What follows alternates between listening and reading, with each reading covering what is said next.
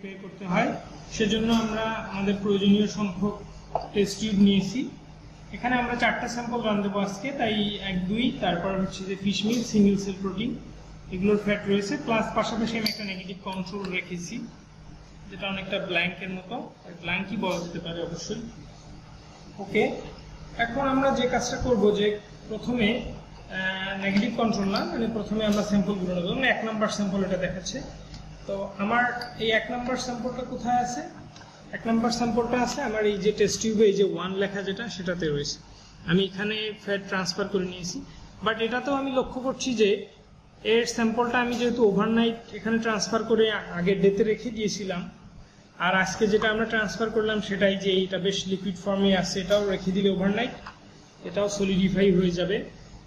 আমি এটা আবার একটু লিকুইফাইড কন্ডিশনে আনার জন্য একটু এখানে পেট্রোলিয়াম ইথার অ্যাড করব, যাতে করে সে লিকুইড কন্ডিশনে ব্যাক করে। খুবই সামান্য পরিমাণে অ্যাড করব। ওকে, দেখি, মানে এটা পেট্রোলিয়াম ইথার এখানে একটু অ্যাড করে দিলাম। ইয়েস, তারপর একটু রেখে দিলেই ফ্যাটটা ডিজলভ হয় স্টার্ট করে দেবে। বা একটু শেক করতে হবে, এখানে একটু দিয়ে দিলাম, একটু শেক করব।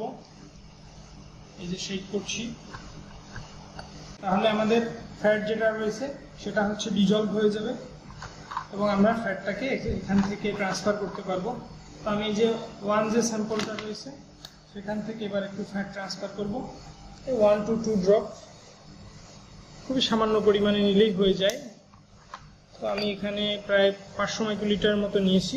তারপর এখানে এই 2-3 ড্রপ প্লেস করে দিলাম এতটুকু পরিমাণে, আর বাকি যেটা থাকে এখানে ট্রান্সফার করে রাখবো, অথবা না লাগলে ফেলে দেবো। আর টেস্ট টিউবটা আমরা রেখে দেবো যতক্ষণ পর্যন্ত না আমাদের ফুল রিপোর্ট রেডি হয়ে যায়, কারণ অনেক সময় অনেক স্যাম্পল আমাদের ডাবল ট্রিপল টাইম রান করতে হয়। ওকে, এরপর আমি আবার নতুন টিপস নেব। নতুন টিপস নিয়ে আবার স্যাম্পল 2 থেকে নিব, স্যাম্পল 2। ওকে, তারপর এখানে দিয়ে জাস্ট একটু করে প্রেস করে দিলাম। ওকে, তারপর এটা রেখে দিলাম। একইভাবে আমাদের আজকের যেটা স্যাম্পল, আমরা একটা পুরোনো স্যাম্পল, ফিশ মিল একটা স্যাম্পল ছিল, আমি সেটার রেজাল্টটা দেখাচ্ছি। তো এখান থেকে নিলাম, নিয়ে ট্রান্সফার করলাম। 1 to 2 ড্রপ নেব, কারণ এই ফিশ মিলের ফ্যাটটা বেশ কনসেন্ট্রেটেড ছিল।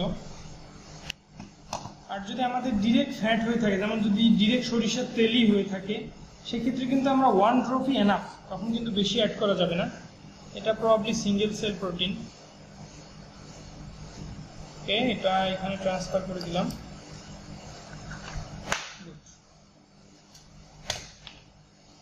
একটু স্পিল আউট হয়ে গিয়েছে, সমস্যা নেই। আচ্ছা, নেক্সট আমাদের কাজ হচ্ছে, মানে মোস্ট ইম্পর্টেন্ট কাজটা শুরু হচ্ছে, কোন রিয়েজেন্ট আমরা কি কারণে অ্যাড করছি আমি এখানে থিওরিটিক্যাল বিষয়টা এক্সপ্লেন করব। ওকে, এখন আমরা অ্যাড করব সোডিয়াম মিথক্সাইড। এটা আজকের প্রিপেয়ার করা স্যাম্পল, ডেটটা লাগানো নেই। তো সোডিয়াম মিথক্সাইড আমরা অ্যাড করব এখানে। কেন অ্যাড করব সোডিয়াম মিথক্সাইড? আচ্ছা, সোডিয়াম মিথক্সাইড কেন অ্যাড করব সেটা বলে নিই। সোডিয়াম মিথক্সাইড অ্যাড করার কারণ একটাই, আমাদের এখানে যে ফ্যাটগুলো রয়েছে এগুলো হচ্ছে যে হোল ফ্যাট রয়েছে, বা আমাদের ফ্যাটি অ্যাসিডগুলো এখানে যে কন্ডিশনে রয়েছে, বা আরো ভালোভাবে বলতে গেলে আমরা জানি ফ্যাট হচ্ছে ফ্যাটি অ্যাসিড দ্বারা গঠিত। ফ্যাট হচ্ছে বিষয়টা এইরকম যে এটা যদি আমার ফ্যাট হয়, একটা সিঙ্গেল ফ্যাট মলিকিউল হয়, তাহলে এইটা হচ্ছে তার ব্যাকগ্রাউন্ড। এই ব্যাকগ্রাউন্ডে কে আছে? গ্লাইসারল। আর এইদিকে 3টা আঙ্গুল বোঝাচ্ছে 3টা ফ্যাটি অ্যাসিড। এটা একটা ফ্যাটি অ্যাসিড, এটা একটা ফ্যাটি অ্যাসিড, এটা একটা ফ্যাটি অ্যাসিড। আর ফ্যাটি অ্যাসিড কি, যারা আমরা বায়োলজিক্যাল ব্যাকগ্রাউন্ডে তারা মোটামুটি সবাই জানি। ফ্যাটি অ্যাসিড হচ্ছে যে নর্মাল যে আমাদের অ্যাসিডগুলো রয়েছে, যেমন জৈব অ্যাসিড, যেমন হচ্ছে কি অক্সালিক অ্যাসিড বলি আমরা, বা হচ্ছে আমাদের অক্সালিক অ্যাসিড ফ্যাটি অ্যাসিড কি অর্গানিক অ্যাসিড কিনা আমরা জানি, হতে পারে অবশ্যই, যেহেতু COOH। আর আমরা যেটা নিয়ে আলোচনা করি যেমন হচ্ছে বিউটানোইক অ্যাসিড, অ্যাসিটিক অ্যাসিড সবচেয়ে বেশি পরিচিত, প্রোপানোইক অ্যাসিড, এগুলো সবগুলোই কিন্তু ফ্যাটি অ্যাসিড। তো ওই তাহলে ফ্যাটি অ্যাসিডের স্ট্রাকচারে কি আছে? CH3 CH2 CH2 CH2 CH2 এভাবে করতে করতে COOH লাস্টে। তো এই COOHটা গ্লাইসারলের যে OH রয়েছে, আপনারা এই স্ক্রিনে ফটোটা দেখতে পাচ্ছেন, তো তার সঙ্গে সে হচ্ছে এস্টার ফর্ম করে ট্রাইএসাইল গ্লাইসারল ফর্মে রয়েছে, অর্থাৎ গ্লাইসারলের এস্টার ফর্ম করে রয়েছে। অর্থাৎ সিঙ্গেল ফ্যাটি অ্যাসিডগুলো সিঙ্গেল কন্ডিশনে নেই, তারা কার সঙ্গে এস্টার ফর্ম করে আছে? গ্লাইসারলের সঙ্গে। তো তাদেরকে যদি আমরা তাহলে সেপারেট করতে চাই বা সেপারেটলি অ্যানালাইসিস করতে চাই, তাহলে তো আগে ট্রাইএসাইল গ্লাইসারল থেকে বা গ্লাইসারল থেকে ছোটাতে হবে, গ্লাইসারলের যে ব্যাকগ্রাউন্ডটা রয়েছে সেটা থেকে ছোটাইতে হবে। তো এটা থেকে রিমুভ করার বা ইলিমিনেট করার ওয়ে হচ্ছে যে আমরা এই যে সোডিয়াম মিথক্সাইড দিচ্ছি, এই সোডিয়াম মিথক্সাইডের সঙ্গে সে বিক্রিয়া করে সে মিথাইল এস্টার ফর্ম করবে, অর্থাৎ ফ্যাটি অ্যাসিডের চেইনটা থাকবে তার যে COOH, ওই COOH এর সঙ্গে আমি স্ক্রিনে দেখাচ্ছি এই মিথক্সাইডের যে সোডিয়াম মিথক্সাইডের যে CH3 বা MEO রয়েছে, এটার সঙ্গে সে মিথাইল এস্টার ফর্ম করবে। আর যখন কোনো fatty acid methyl ester bond form করে তখন তার আরেকটা সুবিধা হচ্ছে যে তার বয়লিং টেম্পারেচারগুলো কমে আসে। যেমন এগুলোর ম্যাক্সিমামের বয়লিং টেম্পারেচার 180 থেকে 300, 400, 500 পর্যন্ত, কিন্তু আমাদের এখানে গ্যাস ক্রোমাটোগ্রাফির যে মেশিন রয়েছে সেখানে টেম্পারেচার ম্যাক্সিমাম উঠবে 235, এইভাবে সেট করা আছে কলাম টেম্পারেচার। তো তাদেরকে তাহলে ওই টেম্পারেচার গ্যাসিয়াস ফর্মে যাতে চলে যায় সেজন্য আমরা মিথাইল এস্টার ফর্ম করে নিলাম। মিথাইল এস্টার ফর্ম করে নেওয়াতে মানে ট্রান্সএস্টারিফিকেশনের পরে মিথাইল এস্টার ফর্ম যখন হলো, এতে করে দুটো লাভ হলো, ফ্যাটি অ্যাসিডগুলো আলাদা হয়ে গেল, প্লাস ফ্যাটি অ্যাসিডগুলোর বয়লিং টেম্পারেচার যথেষ্ট কমে এসেছে। গুড, এটাই ছিল মূলত বেসিক বা হচ্ছে থিওরিটিক্যাল পার্ট। এবার আমরা হচ্ছে এখানে ইয়েগুলো অ্যাড করে নিই, সোডিয়াম মিথক্সাইড অ্যাড করে নিই। সোডিয়াম মিথক্সাইড আমরা এখানে 4 ml করে অ্যাড করব। আমি একটা দেখাচ্ছি, তারপরেগুলো আমরা বেশ টেনে যাব।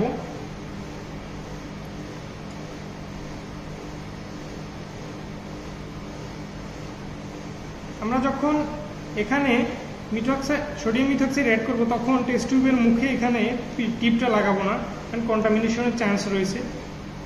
এখানে যথেষ্ট ফ্যাট লেগে রয়েছে মুখের দিকে দেখলাম। ওকে, আমরা সেম টিপ ইউজ করতে পারবো।